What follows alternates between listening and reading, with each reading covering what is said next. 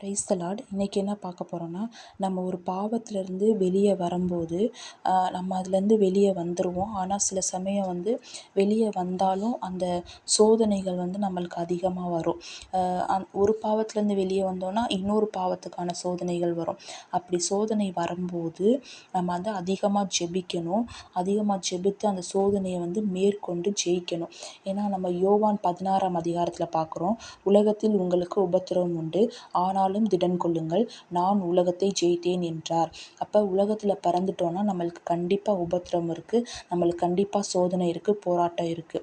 நம்ம அதை எல்லாவற்றையும் மேற்கொள்ளணும், அதை ஜெயிக்கணும். அது நம்ம மாம்ச பலத்தால் நம்மளால் பண்ண முடியாது.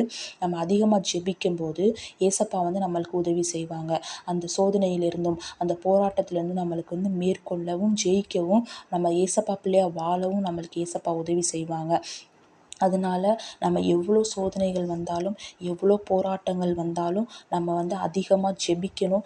ஜெபித்து அதை மேற்கொள்ளணும். அந்த சோதனையிலையும் அந்த போராட்டங்களையும் நம்ம விழுந்து போயிடக்கூடாது.